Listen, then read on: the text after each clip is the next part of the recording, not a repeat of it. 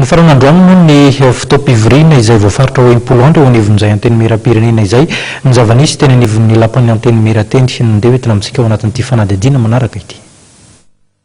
Asa maro no vitan'ny solombavam-bahoaka nandritra ny 10 andro nanatanterahana fotoam-pivoriana ara-potoana voalohany anteny mera-pirenena araka nambaran'ny filohany Jean-Max Sarakotomamonjy. Volavolan-dalàna valo no dinihana ary misy ihany koa ny tolo-dalàna sy ny volavolan-tsosikevitra ny olan'iny.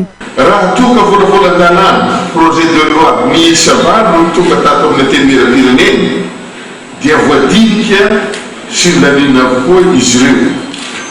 Hita tao ny fankatoavana fampindramam-bolo, ny fandaniana ny loi de règlement ho an'ny taona 7 sy ny sisa. Miisa 5 kosa ny tolo-dalàna proposition de loi voapetraka. Ny iray dia lanina ary ny 4 kosa mbola miandry amin'ny fotoana manaraka ny fantenehana azy.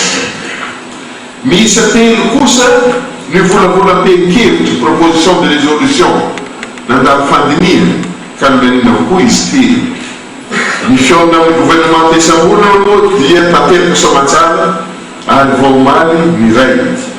Nandritra izany dia tena nanadihady sy namakafaka ny solombavam-bahoaka. Tsy nitsitsy ny tsikerany tsy mety ary nanara-po tanteraka tamin'ny fametrahana ny fanontaniana. Tsy mety koa ny doka teny nefa ny vahoaka koa etsy anany tsy azo atao tompotrano miolo.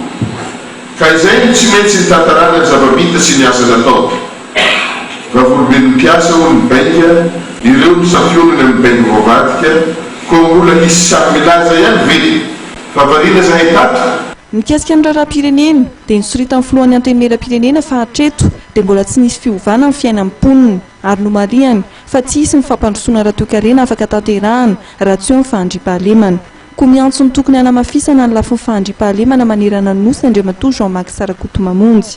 Ny ampandrosoana sy hisandratan'ny firenena amin'ny tanjona hoy ny filohan'ny anteny mera-pirenena ary miantso ny fanomezan-tanan'ny malagasy rehetra ny tenany andray ny andraikitra tandrify azy mba handrosoana ary amrata ny firenena malagasy.